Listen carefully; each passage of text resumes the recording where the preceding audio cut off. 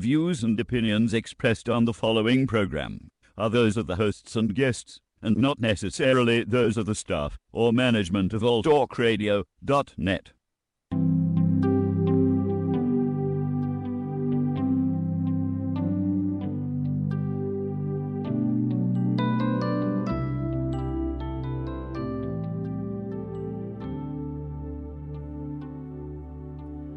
Here I am, standing at the door, looking back at life as it's been before, holding on to things that might have been, knowing that this day will never come again. As my spirits. Hi, this is Lainey Risto, and you're watching Soul Chat in Las Vegas, Nevada. It's hot down here. It got hot a little early this year, although, I don't know, anytime in June it can do it. But I don't know what it's at today. Do you, George? It's like 110, 109? I think it's like 175, something like that. Something like that, yeah. somewhere around Anything over like about 107 and I'm done. You know, it doesn't really matter. So I actually had the air conditioning people out this morning, and we're playing games with temperature control, which is always so much fun because it doesn't matter. It's just hot. That's all. Yeah. Today we're going to talk about going through the shadows and coming out into the light. And there's a lot of talk about being in the light and dancing in the light and walking in the light. And Kara Keating is on her way. She came to the studio from a different direction for the first time, and she got confused. So she's on her way. We got her turned around, and she's heading this way. So that's two guests now that we move, so they would be able to get here at an earlier time. Yeah, that's the way that goes. A couple of things that are happening now. We just had a new moon last week. It was on whatever Tuesday night was. What was that? Something. Was it the 6th? Yeah, that was the new moon. And I have to say that with every new moon, there is a good chance of creating something different and something new if you've done the homework and let go of things that are standing in your way. And we've got the new moon, or the full moon, coming up on July 1st, and this one is called the Thunder Moon, which is kind of interesting. And then we also have, this coming weekend, we have the summer solstice. Some people have been asking me about that, if I'm doing anything. I'm not set to do anything. I was supposed to be in California, and through various and assorted gyrations, it got canceled, which is fine. So I'm probably going to be looking for a summer solstice ceremony at my house, someplace. I don't know where it'll be, but it is a big time of year, and people are asking me about it. And it was a big time of year for the pagan communities, because this was considered, it's coming up, it'll be the longest day of the year, and then the sun starts dropping down on the horizon again, and it starts getting shorter and shorter and shorter. Doesn't mean anything here. We're still going to get hot. We're going to get hot. We're going to get hotter. July and August are our time to really get warm. And there were a lot of ceremonies that were done, and there was some thought that there were ceremonies done where souls that had passed since October, when Halloween was, because that was a big time, that was a time when they crossed over, and that new energy was coming into the planet. And so summer solstice has a lot of meaning to it, and you can type it in any place on the internet and look up what it meant in the past. A lot of the religious holidays borrowed dates from the pagan holidays. Part of that was to help indoctrinate people into the Christian religion and give them something familiar. So that's the news about that one. I'm going to go ahead and do what I usually do at the top of the hour, which is what I learned about myself this week. This week it's always an interesting, because you can learn something about yourself every day. Everything that happens, you can learn about yourself. Last week, everybody watched our show, which was about celiac disease. And it really had a profound effect on me this week, because I came away from it understanding that there are some horrible diseases out there. Cancer is usually the big C, is usually the one everybody fears the most, but there's dementia. I watched both parents die from dementia, in a demented state. I also had family members that have had long lingering kinds of things, which I think is what most human beings fear. But I came away from that show feeling that there's things that if you have health and you feel good and you have the ability to change things, we should all do it. And should is not something that is a word that I like to use. But in this case, it's time. And one of the things I started looking at, weight has always been an issue for me since I was little. I don't think I see these models that are a size 2, and I think the last time I was a size 2 was probably when I was probably a year old. That was it. But I looked at many years ago, I looked at the process of being overweight, dealing with compulsive overeating, dealing with emotional issues around it, and I decided several years ago that this is my friend, actually, and I probably have learned more about myself by dealing with these issues in my entire life. It's been a common friend. Food has been gone from being just people call it fuel, and it's only been in the recent past that I've figured out what that really feels like. But it's also been a constant for me. It's been a best friend. I've worked many issues around it. This week there was something interesting that happened, though, as I was looking at the process of celiac disease. Because it is a lifelong condition. It's managed. It is not. There is no cure. There is no medicine. There is no food that will make it better. It is something that is just managed, and basically you manage it with stress. It's the best thing that we have seen that's happened, and becoming very aware of what your body can tolerate and what it can't. It's an autoimmune disease. And I encourage anybody that didn't watch the show last week to give it a watch. We are going to be doing another show, probably the second Thursday in July. We're going to do a show talking about what can you do, because we talked a lot about what is it and how it affects you. But as I was looking at it, and I sat there one night and I was thinking, it was like about 10 o'clock at night, and I was thinking about the whole situation and feeling for my friend, Hedda Stevens, and all the other people that deal with this disease, and wondering what would it like to be not able to eat anything, and what would it be like to be in a constant state of intestinal pain and not being able to function. And I've had bouts of it, but nothing long-standing like what happens with people who have this. And I thought about it for a minute, and something happened, and I looked at it and I went, well, so what do I feel if I don't eat? So I intentionally let myself get hungry, intentionally. And what I realized is that it's because I eat something that I feel full. And then I looked at that, and it's not just this physical feeling of fullness, but it's the energetic feeling of feeling full.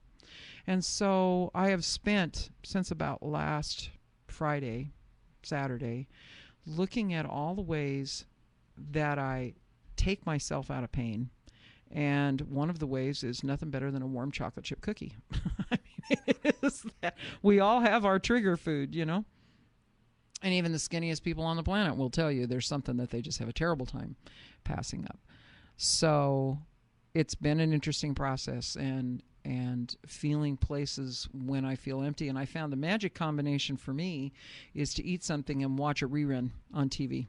Not a new show, but a rerun. It's like a comfortable friend that just came to the house. And there have been other things I've been looking at as what helps me feel full, what helps me feel not empty and alone, and talking on the phone with friends and that kind of thing. So I've set the intention to consciously get out there and not hide anymore, because really that's what's going on, is that I've been hiding.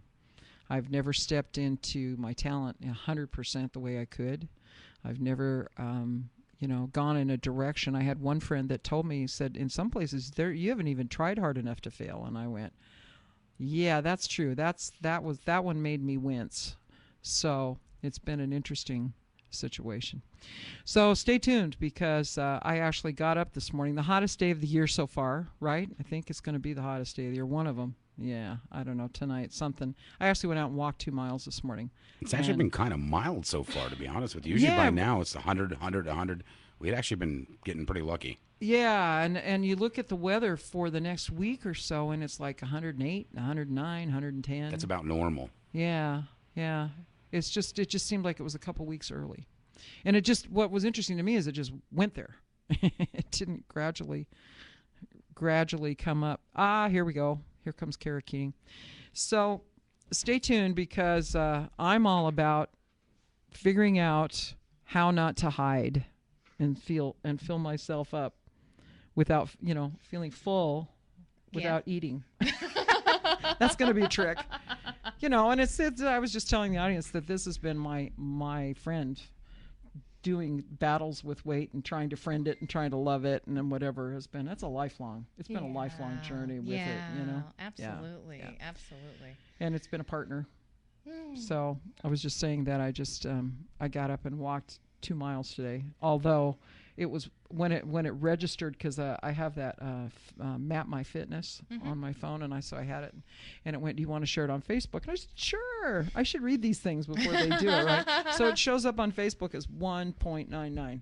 I said, for crying out loud, could you give me a tenth of a point? Because I'm up at 6 o'clock in the morning, which is unheard of for me. So anyway, that's what I learned about myself this week, is that I run a lot on empty and alone, and then I do things to hide instead of going through it like we're going to talk about. Absolutely. So, yeah. So what'd you learn about yourself this week, other than paradise is not where you thought it was, That's the street, not It's put things into the GPS system before you go from a different direction. So I got turned around and then got caught on an airport connector, and I am finally here, and I apologize for being late. Oh, it's fine, because I had this conversation with Wayne Hilterbrand with Spirit Us Reiki Center, because he was late. And I said, it doesn't matter. Once you come to the door, it's no time. Oh, good. Spirit doesn't care about time. That's the way it goes. Yeah. So what'd you learn? So I learned this week to allow myself to be supported by people. Now that's big. It doesn't sound like it is, but if you're a doer and if you're a caretaker like you and I can be, absolutely, letting somebody take care of us is. Yeah. And for much of the spiritual journey, I felt like I was really alone on it.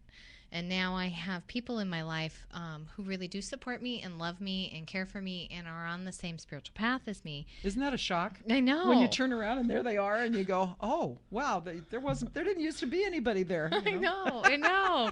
And it's like, "Oh, you want to support me? You want to help me? You want to, make my life better? Wow, what a concept!" So I'm learning to ask for help. To receive help, to be supported, and to love other people in the exact same way. Why do you think, and I'm asking for myself too, why do you think it was important to not have help? What was underneath that? Do you know? Do you know? I honestly, the years that I didn't have help built a resilience within me. The years that I didn't have my tribe and my support and people that, kind of viewed the world even the same as me, was really the universe's way of asking me, are you sure you believe this? And it was a way for me to then turn into spirit and get my guidance from within and my surety from within, because I wasn't getting it from an external source. So it anchored me into spirit in a way that I wouldn't have been, and it anchored me into a confidence within myself that I wouldn't have been had I not been alone in the journey for a while. I had a belief that if I couldn't fix something for somebody, that I had failed, or if I couldn't take care of them. I thought that was the way to love, was that to be loved. That was the way to be loved, was the amount of fixing and caretaking that I could do. And it would be even better if I did it by myself.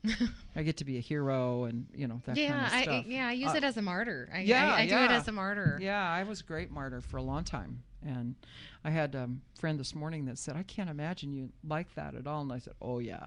I was the queen. It was, that was about 20 years ago. But that just shows you, if you can use those things and see the healing in them when they're happening. That's how we get to where we want to go. Absolutely. Yeah. So before we go any farther, I would like to say that Spirit Us Reiki Center is sponsoring this show, part of the show, and it's on 3300 East Sunrise Avenue. I knew it was going to come. I knew I was going to get it. It was going to come up. And that's Suite 102. There's a lot of good stuff happening out there. And if you're curious about it, you can give me a call. I'll give you the phone number at the end. I don't have their phone number. It's in my phone. You know, I don't know phone numbers anymore. I I don't just either. know names. You know, you just punch that or you talk to that idiot inside the phone that wants to know what number you want to call, and then they can't hear you. I like that part too.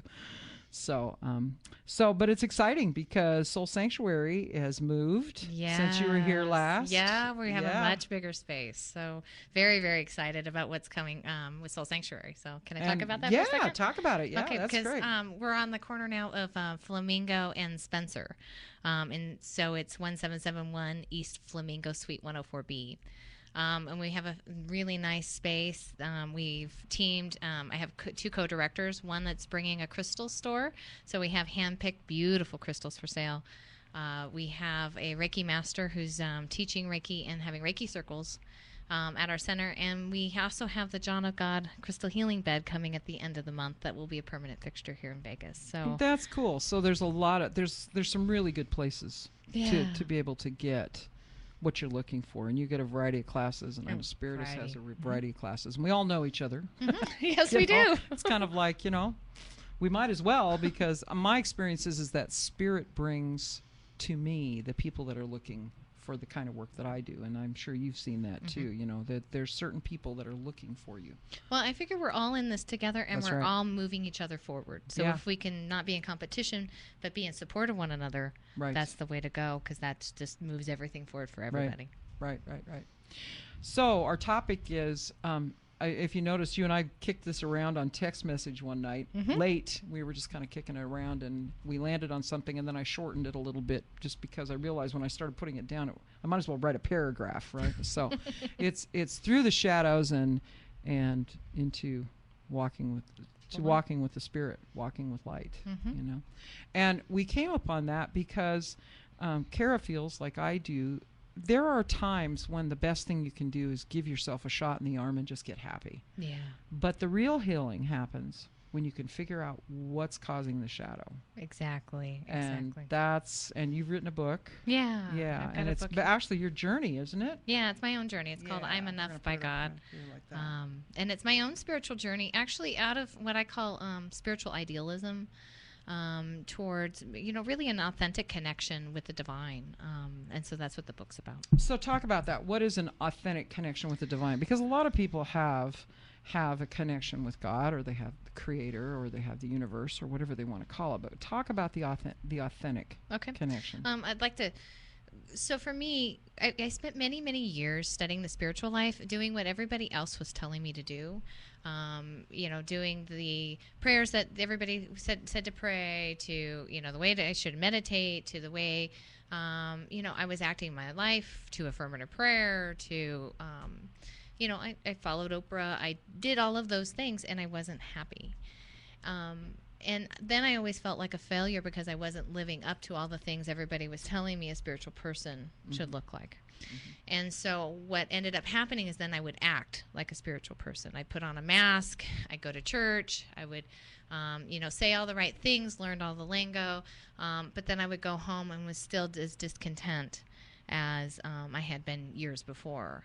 And so the authentic spiritual life for me then was learning what that connection was for me individually, and learning who I was as a flawed, beautiful human being, and being okay with that. And then when I did those things, I anchored in something that I wasn't anchored in before. And what was that? What did that feel like? I felt centered, and I felt it feels like that there's a presence within me that doesn't go away, no matter how flawed and how late I am, or how you know, or how my day is going. That there is a presence within me that's always anchored in me, because I'm no longer trying to be something that I'm not. I'm anchored in the spiritual life as Kara Keating, living it.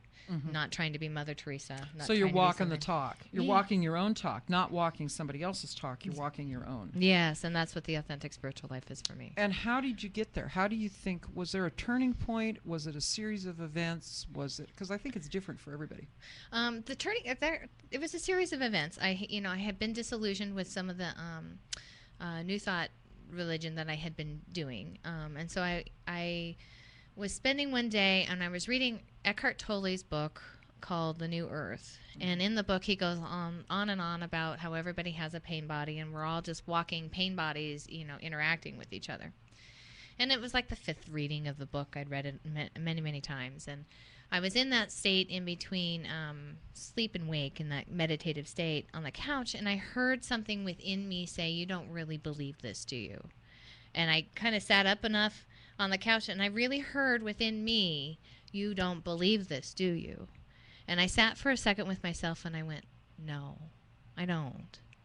And then I went downstairs into my office, and I looked at all the spiritual books I had collected over the years and started pulling every spiritual book that had told me how it was I was supposed to have a connection. And I sat there in my office with these piles of books around me, and I realized that I really didn't know God, and I didn't know what my connection looked like to God. And so I took those books out to, my garage to give away, and, I said a prayer and just said, "God, okay, this is it. I'm gonna listen. You need to show me who you are. You need to show me how to connect."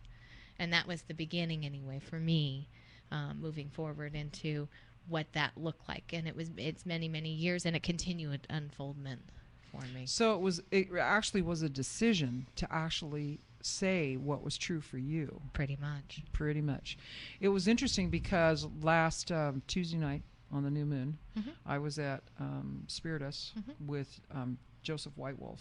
We did that ceremony. Scott was there. Yeah, I wasn't able to make it. Yeah, and it was really good. It was really important for me. I knew I wanted to do a new moon ceremony. I knew I didn't want to do my own. I wanted to be part of one. I wanted to be a participant. So that was the big decision maker for me to go. And he talked about he has never read a book. He's never read one book.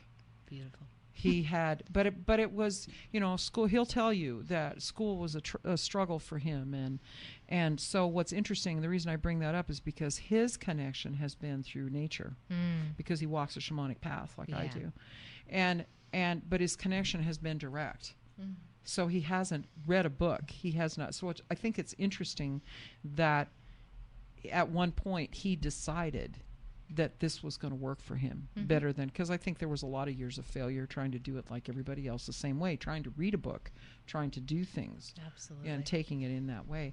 And I think there's this tendency on our part, because I know that the Christian religion has done a lot of good things for a lot of people. Yes. I turned away from it when I was very young, when I was in my teens, because at least the church that I was raised in didn't fit with what was going on in my life at all. Yeah. In fact, I turned away when they told me that the reason that this particular church was that my sister had cerebral palsy is because she had sinned. Oh, wow. And I went, that's crap. I'm not doing that. Yeah. And it just didn't reside in me at all. And I had just, it has to do with your upbringing. But I think that there's this tendency, we're coming out of an age of thinking that the answer is outside of ourselves. But it's always inside. It's always inside. It's always inside. And the real healing came for me after I finally left my marriage, and because there wasn't any room for me in it to be who I was. Yeah.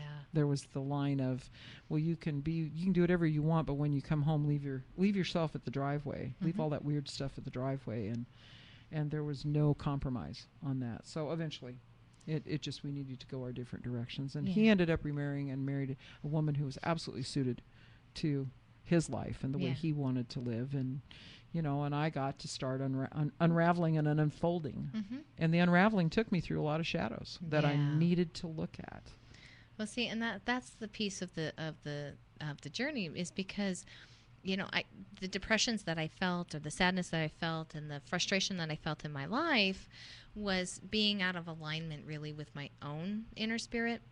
And I had to go into those pieces. I had to go into the shadows. I had to go into the sadness and the darkness and the frustration and all of those pieces to figure out not only what they were, but what it meant in relationship to my own spirit and to God. And delving into those pieces starts to align me in a different way. So how did you delve into them? Because this is the question everybody says, well, that sounds good. Mm-hmm. Go into the pain, feel the pain. I know that for me, when I was coming out of that divorce and I look back at it now, I thought I was feeling.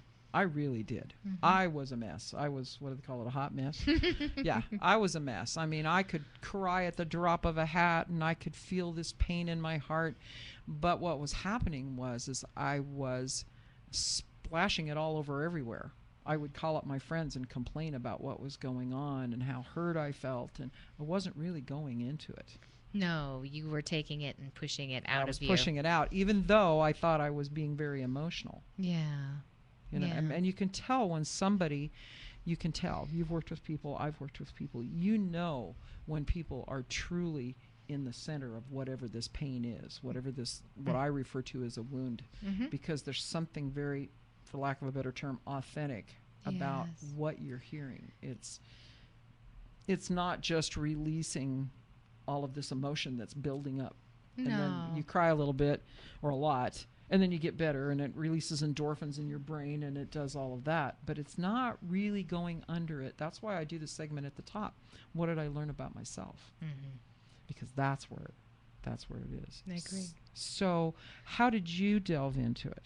There were a couple of pieces. There was one thing I realized that I was doing that wasn't really particularly useful to me, which was I was asking a lot of questions about why this was happening to me, why that thing was going on. And what that usually led me into is speculating on a story. So why was it distraction in that case? Pretty much. Okay. And so I shifted my questioning to what questions? What's the deeper meaning of this? What can Spirit tell me about this? What is really going on here energetically? What can I learn about myself? What can I learn about myself? What can I do to change the scenario? And it started asking those what questions, and that shifted me into a different level of questioning than I was usually doing. So that was one of the pieces. The other one is really that I found a voice in writing. Particularly for me, because what I would do is if I didn't understand something in my life, I would just sit at the computer and start writing about the energy of it, or sit on a journal and say, dear God, here's what I really, really, really don't like, and write it all out, and then wait and listen to see if there was a response back. Now, when from you within say me. so when you say listen, does it come in a voice? Does it come in an image? Because everybody's wired differently. Different times, different ways. Sometimes it comes in an image. A lot of times it comes in a feeling. I'm empathic, so that tends to be a way I go. And then sometimes it comes with just like a voice, kind of my own voice in my head, speaking, what it is that feels more truthful and more aligned. But for me, the journey was a dialogue really between my frustrations and my emotional energy, spirit, and listening in between. And so instead of venting to the world and venting to people, I would vent to spirit, and I would vent to God and talk to God and listen to God and go within and figure out, well, does this connection work? Does that, which way works for me? Instead of trying to do it like everybody else. I'm a terrible meditator, I have to say. You figured that out too. I figured that out too. I figured that out too. Yeah, it's just to sit there and go into the depth of the silence is like people have heard me mention this before. Julia Roberts in Eat, Pray, Love, when she's sitting there and watching the clock, and she's decorating her meditation room, and she goes, well, it's been probably 15 minutes, and the clock just goes tick. It's been 1 minute, That's me. Yeah, me too. Yeah. I don't do that. Now I can journey like crazy. Yeah, I love to journey now too. I know you do. I do now too. Yeah.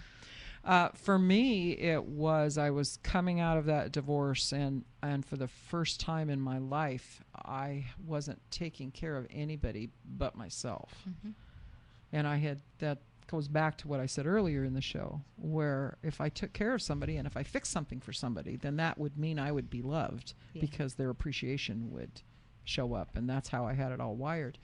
But I remember the first night after I left, and it was hard because I take vows seriously. I don't cross those lines. And I remember somebody said, well, you're going to feel really lonely. And I remember sitting in the dark, and I had a bed in my apartment, and I had a bunch of boxes with clothes and music in it, and that was it. Wow. And I remembered sitting in the dark, kind of sitting there waiting for it. Okay, bring it on. I was waiting for this big crushing thing, That isn't what happened. It was silence. Yeah. It was quiet. And I could truly hear what I was thinking because I wasn't distracted. Yeah. And then I came back from, I was singing at the time. I was on the road, and I came back from being out of town.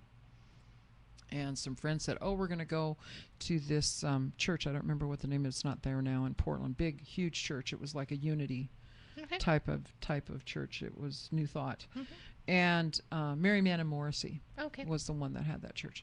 And they said, well, Gary Zukav is going to talk, so come with us. And I went, oh, yeah, okay. I had his book on the shelf, and I'd skimmed it. I hadn't really read it in depth. And he said his wife now, Linda, was there, and they were talking about this new pilot program they were going to start. And people that had read Seed of the Soul that wanted to go into understanding emotional awareness. And I knew it. I just knew it was the right thing for me to do. So I spent the next 8 years dissecting this thing called emotional awareness, so that now when a feeling comes up, if somebody says something, if George says something to me and I feel hurt by it, my first reaction isn't going to be to throw a rock at him. It's going to be, oh, well, he's sitting here, he'd like it probably. But anyway. Just depends on how big the rock is. Yeah. But what my first thing is now, after all that focus, is to go, oh, where is that in me? What is that? What is it that hurts? Exactly. Why am I hurt by him saying, well, you look frumpy today, or whatever that is? Now that might be rude, but if I've got this sharp pain in my chest, where is that coming from? And when did I feel that before? And what was that all about? It's that inner landscaping piece. Exactly. Yeah. Exactly. Because there are pieces of that are, old wounds that just kind of keep, picking the scab off the next time around. Somebody says something that's familiar, but then there's also pieces of it where you're just not living the life that's really you. Yeah. And I had to give myself permission to live and the courage to say, no, what I want to do is. And I didn't know, because a lot of people, I'm sure you talk to people too. Yeah. They don't know. It came up the other night. I heard a woman in the circle say, well, I don't know what my passion is. How do I find it? And what that tells me, that reminds me of a life that I've lived where it wasn't okay to bring that out. Yes. So now I have to go back and figure out from that point, oh, what did I used to like? Again, it's Julia Robertson, Runaway Bride. Yeah. It's a Julia Robertson. There's a must be Julia, right. I see Where it. he says to her at one point, what's his name? What eggs she likes. Yeah, what eggs do you like? And then there's a scene where she just starts figuring it out, and even the courage to say, no, I don't want that. Yes. That's a lot. That is a lot. Yeah. So which is what you did. Yeah, which is what I did. So for me, I would get up every morning, and then I would ask my spirit what it wanted to do for the day. I would just ask what would feed me, what do I want to create for just this one day. And sometimes it was just the littlest thing, like having my favorite cup of tea, but knowing that there was pieces, it was starting to piece together the things that I liked and the things that fed me. Right. Whether it was to do a little bit of writing, or whether it was to go get a massage, or or it could even be just sitting at a park. But just little pieces that fed me and gave me a little bit of joy started to build something within me. It's a muscle. It's building a muscle. If you've spent a lot of your lifetime building a muscle in the wrong way, you now have to give it a chance to reset. Yeah, and it also built the muscle of turning within to ask the questions. Right. Not just the doing of what it was I was hearing that sounded fun for me for the day, but it was listening to spirit for the guidance of what to do for the day, because that built a muscle and a trust with spirit to start moving my life forward as well. Now, let's talk about, we're talking about things that people that can do that don't feel the kind of depression that incapacitates you. Yes. what would you say to someone who has, because I remember, I think you shared with me at one point, you were too, but Yeah. I remember not being able to get up and get dressed, Me too. you know? And so at that point, if somebody had walked up and say, well, what do you want to do today? It wasn't going to happen. No. So what do you do if you're in that place? What would you think? What do you feel? Well, I think the I would wanted to have had reassurance that being in that place doesn't mean there's anything wrong with you. I think that's really important, because when I was in that place, I thought that I was all messed up and that there was something really wrong with me. And the other awareness is that being in that place is asking you to deepen into the connection with the divine, and not being able to do the external life gives you the opportunity to start listening to an internal life. And so, maybe asking that one question a day of what do I want to create today, but maybe it's just asking Spirit what the heck this is. Mm-hmm. And But what if you don't have a trust in Spirit? What if you don't have that? What happens then? Because in the work that I do, I believe that it's around us all the time, as you know. So maybe you don't think of Spirit in terms of whether it's the Creator or God or the universe, but when you feel lost, what's the biggest thing that can help? Where can you start? That's a good question. Because there was a time where I didn't have trust in Spirit, because I had an image of God as a fickle, damning God. So I didn't have that And trust. there's that outside, and where did that come from? That came from the outside. That came right? from the outside. So when did that start to turn? How did you change how God looked? When did that happen? That's a really good question. Very, very gradually. It's and small it steps. was in those small steps, but it was also in those little tiny little questions.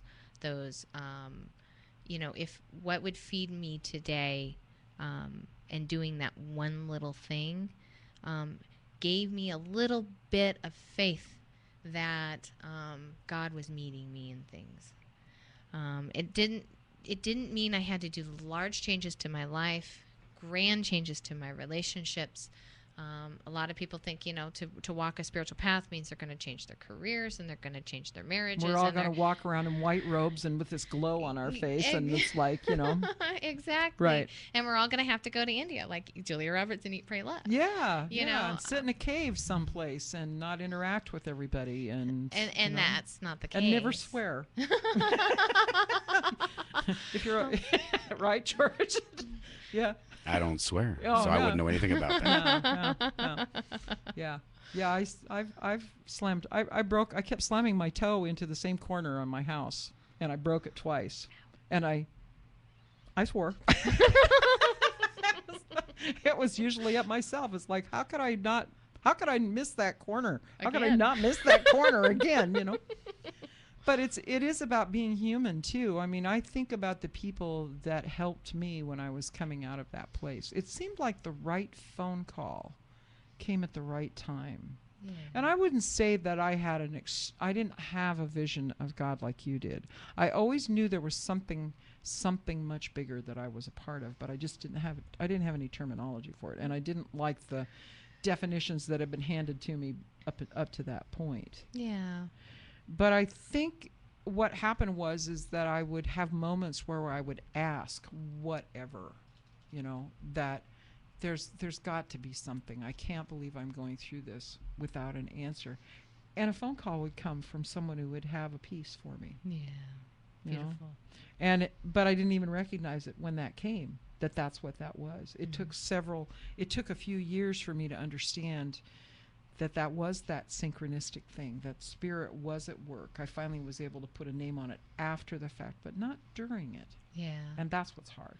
Well, and then there was another piece in there that I haven't talked about, and you mentioned it just briefly, but being a human being, because we think we need to be the spiritual being, and we spend a lot of energy rejecting our humanness. Right.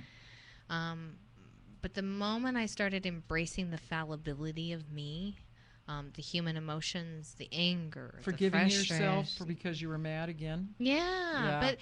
but maybe that madness was telling me something as guidance. Well, it is. Yeah, I know it is, but that was the shift for me, because I kept pushing all those emotions away as if I shouldn't be feeling them.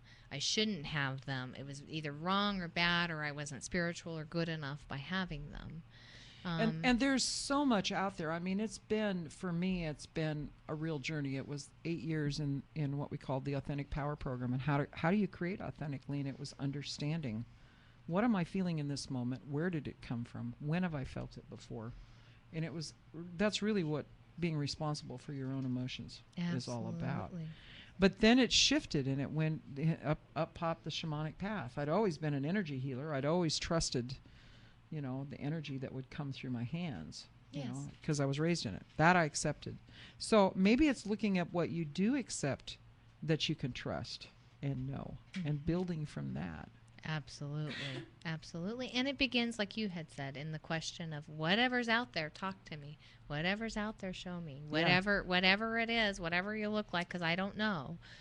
And ask, but I think in that, if people are sitting and listening and wondering about something, and we all have something we're working for, we're human. We're here. That's what we're here to do. I'm convinced, is to ask for the highest and best good, wherever that comes from, because you don't want to open yourself up to something that's just waiting. It's just a doorway for something else to happen. Yeah. So, but I think asking the question, because even just asking the question implies there might be something that answers. Yes, asking the question. Well, and then you can ask the question, really, is if there is a God, if there is a spirit, if there is, talk to me. Speak to me. Yeah. In and through the people around me, and in through my life, and in and through... Through my dog. My dog. You've seen my dog. I've seen your dog. Yeah, I love your dog. She's a funny dog. Cool. She's always shows up, and she's always happy. Mm-hmm. And when I'm commiserating about something, even telling her about it, she'll look at me and go get a ball and drop it at my feet and wag her tail. Sometimes that's what you need to do. Absolutely. Sometimes maybe it's not the day. It's not the day to go into the shadow. Maybe it's something you can say, I'm going to do that tomorrow. But it's also recognizing that it's there. I think that's where the healing is. Well, yes, I agree. And then one of the things I talk about in the book is doing something every day that brings you joy. Even if it's the most small incremental thing, like, paying attention to the sunrise or the sunset. But there has to be a point where you just pay attention to one thing, or do one thing that brings you that incremental bit of joy. Because one of the things I talk in the book about too is that my connection to my own inner self is the relaxed and happy, joyful me. It's not. I looked and looked and looked for that still small voice, and it really was the voice of me all the time. And I was always looking for something that I couldn't find.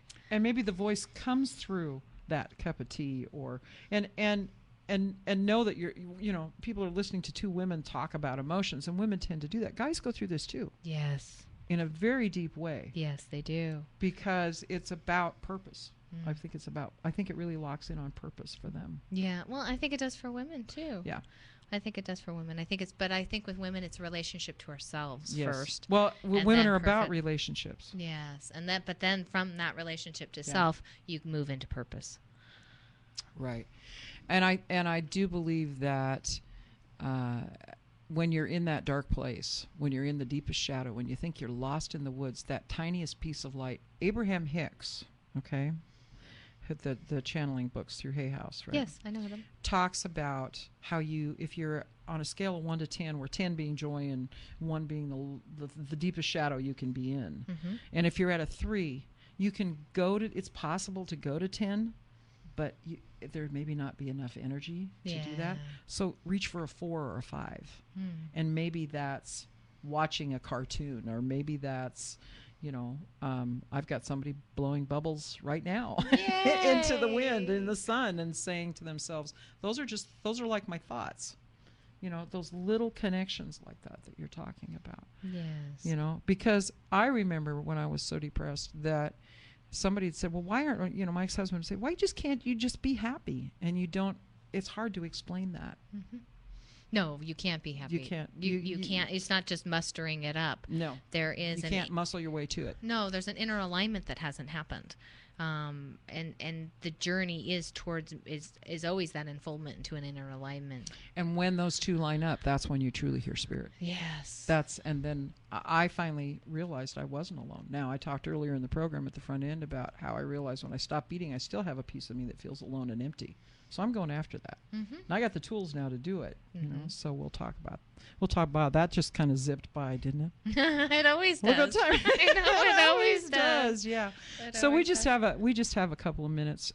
So give them the phone number. Give them your phone number. Yeah. And tell them where they can buy the book, because it's a good book. Yeah, you can buy the book on Amazon. So just go to Amazon.com and type I in. love Amazon. They deliver in 2 days, and I don't even have to leave the house. I But there's know. my hiding thing again. So there you go. You know.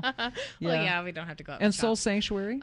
Soul Sanctuary's web address is www.soulsanctuarylv.org, and the phone number is 702-748-7166 for Soul Sanctuary. And then I just want to say tonight I'm doing a class at 7:00 on this topic. Perfect. Perfect. On the dark night of the soul, on the spiritual deepening that Right. happens, that spiritual depression and that feeling. Right. So. Right. So thanks to Spiritus Reiki Center for sponsoring part of the show, and you can find them at 3300 East Sunrise Avenue, Suite 102, Las Vegas, Nevada. It's close to the 95 and Charleston. I'm Lainey Risto. You can reach me at 702-308-8464.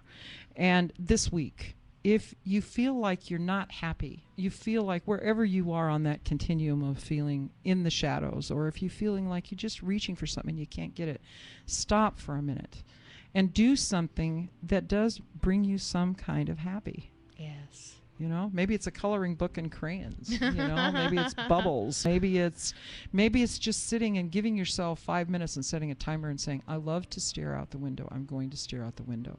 Meet yourself where you are, and spirit will meet you there as well. Absolutely. Promise. And we guarantee it. We guarantee it. Anyway, next week we're going to have Bobby from Zenus. Bobby's last name is, I don't know. We like Bobby anyway. From Zenus is going to be on here. And we're going to talk about healing with local plants. Healing with plants. Oh, that's cool. That's really cool. Yeah, we've been talking about it. So next week, that's what we're going to do. Have a great week. We'll see you then. Thank you, Kara. Thank you. Yeah, it was Appreciate fun. it. We'll see you next week. Bye. Bye-bye. Here I am, standing at the door, looking back at life as it's been before.